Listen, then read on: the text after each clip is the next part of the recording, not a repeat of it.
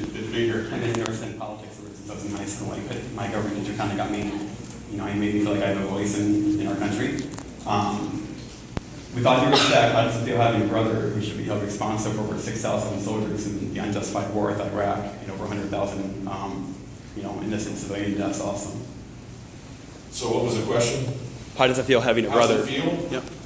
Look, I'm proud of my brother, and he did what he thought was right.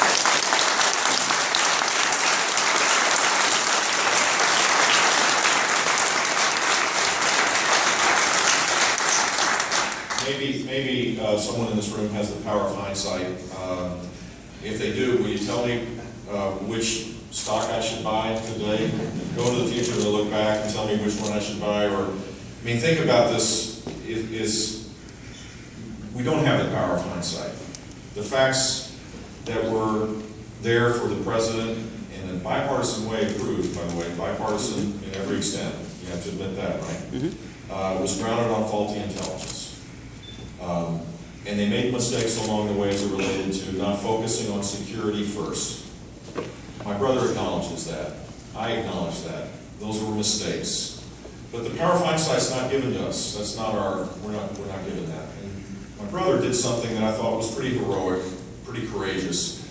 Against all odds politically, he rectified this by a surge that created a significantly more stable Iraq when he left.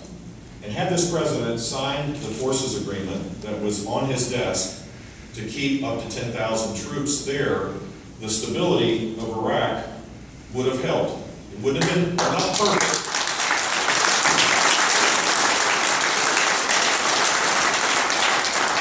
It's not perfect.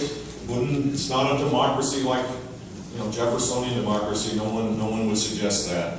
But the net result was we wouldn't have had ISIS to the extent that we have now, with vast territory starting in Syria, not in Iraq, but then expanding into Iraq, creating huge national security threats for our own country right now with limited options for us to deal with it. The final thing I'll say about this is that war is incredibly tough.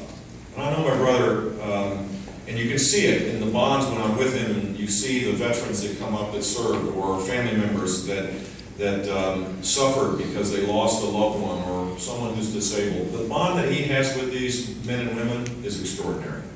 And he continues to show his love and respect for the military because they are just irrespective. If we have a different view on this, I respect you for that. But all of us need to be respectful of the sacrifice that the men and women in uniform have